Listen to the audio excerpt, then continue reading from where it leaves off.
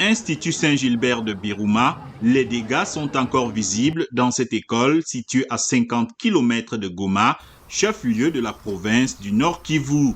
Le vendredi 10 juin dernier, une bombe est tombée dans la cour de l'école, tuant 2 garçons de 6 et 7 ans. Ils sont morts déchiquetés, victimes d'un conflit entre l'armée congolaise et le M23 qui sème panique et terreur dans la région. Ce qui est arrivé est très triste. Mon enfant n'était pas malade et je savais qu'il jouait avec ses amis non loin de la maison, mais j'ai été surpris d'apprendre qu'il est mort. Et quel mort! Il était à 1000 morceaux. C'est une grande tristesse. Pour le bombardement de l'école des 2 enfants tués, Germain et Isaac, l'armée congolaise a accusé le Rwanda d'être responsable de ce qu'elle a qualifié de crime de guerre.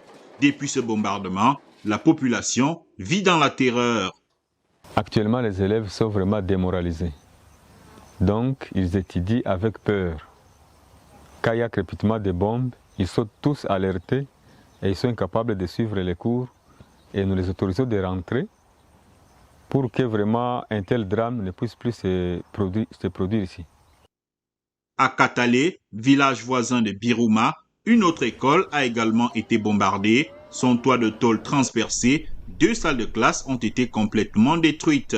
Là-bas, il n'y a pas eu de victimes. Les bâtiments étaient vides lors du bombardement. Dans le territoire voisin de Niragongo, où des combats ont opposé fin mai l'armée au M23, la population s'enfuit. Des dizaines de familles partent avec de maigres biens épuisés par le conflit. Nous sommes vraiment fatigués, vraiment. Nous exigeons plus de protection afin que nos enfants qui nous restent vivent en paix maintenant. Quand ça crépite, les enfants paniquent et doivent fuir. Maintenant, celui qui est mort ne reviendra plus, mais ceux qui restent doivent être protégés.